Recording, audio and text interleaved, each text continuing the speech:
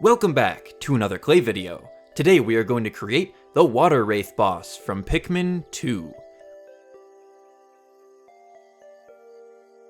I ordered some cosclay because I was curious what it was like to work with. It turns out I don't really like it that much, it's very soft and, well, you have to paint it. So I'll just use up the rest of it for this video. Let's start out by texturing these two concrete pillars, which is what our boss uses to roll around on. Now some of you may be familiar with this video because I posted it somewhere around 2 years ago. When I posted it, I was very sick and I barely had a voice at the time, so I didn't do a voiceover, and it's just kind of been eating at me that that video could have been a little bit better if I had a voiceover. It might just be a personal preference, but I think videos that don't have voiceovers are just kind of boring and they don't really hold my attention. Let's throw these wheels into the oven. After we're done baking these wheels, get ready for a very rare sight on this channel, painting. I'm mixing up a nice little concrete gray. I'm going to stick these bamboo skewers through the wheel, and we can use this to help us paint much easier by making a spit roast. We just stick the poles into these two cups, and we have a nice free spinning wheel to paint on.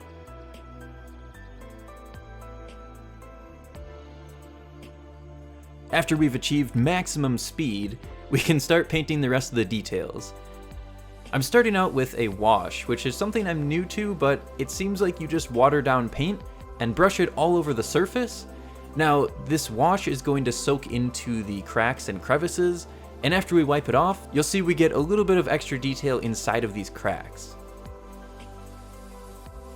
Now followed by a dry brush around all of the edges, and I think this is crazy realistic looking. Honestly, I blew myself away because I really am not good at painting, but this came out so good. I bought this heat gun specifically for this video, but I'm sure I'll find some other use in the future. Now this stuff is going to get very hot, so I'm going to wear some gloves and I'm actually going to double them up. This is a special type of thermoplastic that will be pretty transparent after we melt it. Unlike most thermoplastics though, we can't just melt it in hot water because it has a much higher melting point, so that's where the heat gun comes into play.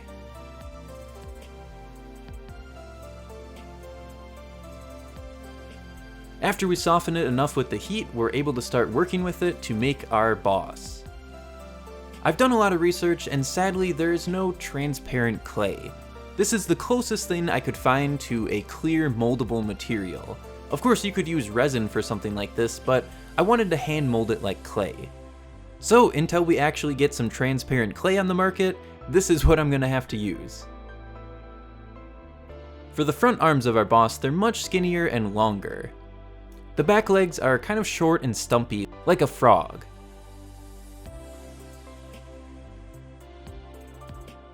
Now, we have our boss assembled, but we're missing something very important, the Pikmin and the landscape. So, I decided to use the rest of the cosclay to create a nice environment for our boss to sit on top of. I've raised up a few areas, and these will work as rocks for the base. Now, let's throw that into the oven. And let's start working on painting.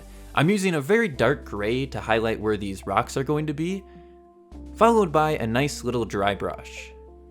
So the rock I used for texturing is actually sandstone. It's very common here, and it's a very fragile rock, and when you crush it, it turns into a pile of sand.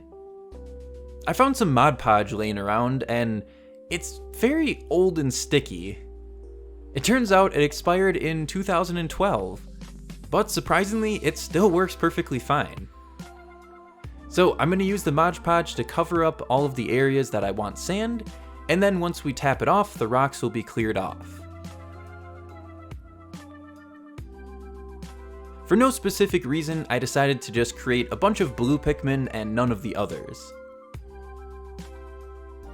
Looking back, I should have made the head as a separate piece because they kind of just look like little people instead of Pikmin. I think they just need a little bit more separation from the head to the body. Regardless, these are the Pikmin we're going to work with, and I think they still look great. In case you're not familiar with Pikmin, or maybe you never noticed, the blue Pikmin have a mouth, the red Pikmin have a nose, and the yellow Pikmin have ears. This also extends to other Pikmin as well, like the purple Pikmin having eyelashes. I've created a little army here of blue Pikmin, and yeah, this one had a bad day. He got flattened. I'm gonna bake these leaves separately and glue them on after baking because they're just so tiny and fragile. Now, our Pikmin need a fearless leader, so let's create Captain Olimar.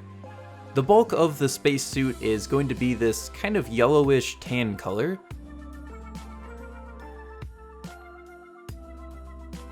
And then we can add in all of the extra detailing on the suit. This is actually the second Olimar I've made. I made one, I can't even tell you how long ago. It was pretty early on when I started with clay. And this is what it looks like. So if you're wondering why this Olimar is not going to have a space helmet, now you know, it just doesn't really work. Olimar's helmet is more of an oval shape, and the ball just doesn't really look too good. Let's just pretend that the air isn't toxic, and he'll be just fine. Moving on to the top, we will start creating his head. Olimar has a very easy face to create, in comparison to most other characters. He has a big giant nose, and a few little hairs on the top of his head, followed by some little dashes for eyes. How he sees anything, I will never know. And now Olimar is ready to get baked. Let's take a little bit more Mod Podge to glue him onto the base. And then we will break out the super glue to start attaching the leaves and also the Pikmin onto the base.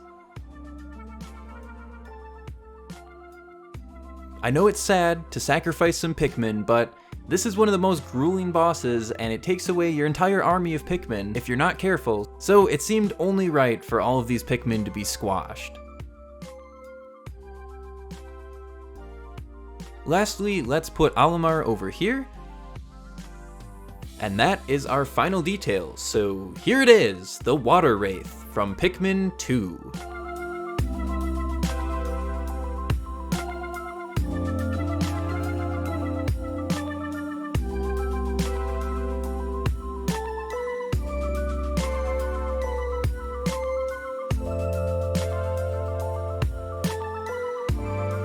I hope you all enjoyed the video, and I hope you're looking forward to some more Pikmin creations coming up soon.